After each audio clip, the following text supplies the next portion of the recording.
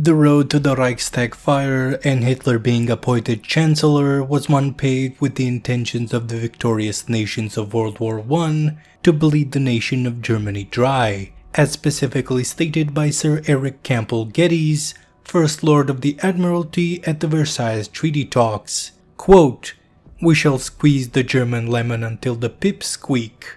End quote. Hitler, who served 4 years in World War I, and other proud patriotic Germans were outraged and humiliated by the harsh terms of the Treaty of Versailles, which forced the Weimar Republic to pay approximately $31.5 billion in war reparations, in addition to disarming, losing territory to 7 countries, most notably France and Poland, and giving up all of its overseas colonies. All in all, the German Empire would lose 13% of its land territory and 10% of its population. The German economy became unstable as a result of paying the crippling reparations, leading to unstable and catastrophic inflation. In 1923, it came to the point where $1 American was worth 4 billion German marks, and to buy a loaf of bread, citizens needed to lug the money around in carts and wheelbarrows.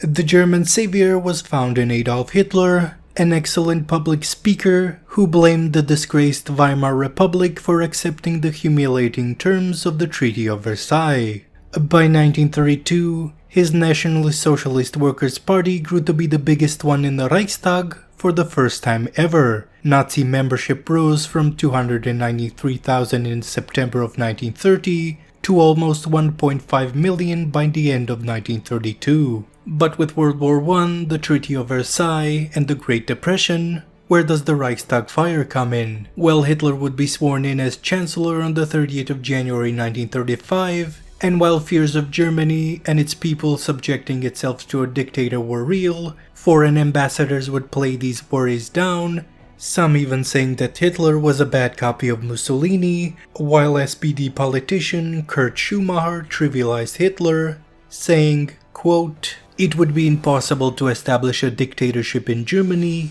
because there was a barrier over which violence cannot proceed." End quote. The Reichstag fire would conveniently come 4 weeks after Hitler was sworn in as Chancellor and would have disastrous consequences, essentially giving the control of the government to the Nazis and cementing their rule. Under Article 48, President Hindenburg would sign the Reichstag fire decree into law at the advice of Hitler, suspending civil liberties like freedom of expression, freedom of press, public assembly, and the secrecy of the post and the telephone. The decree would be used to terrifying effects, as any information considered not friendly to the Nazi cause would be banned, and opponents of the regime would be arrested and imprisoned. The person who would be officially blamed for the fire was Marinus van der Lubbe, a Dutch council communist who was found at the scene of the crime. 5 people, including der Lubbe, would be indicted on the charges of setting the fire, but only one,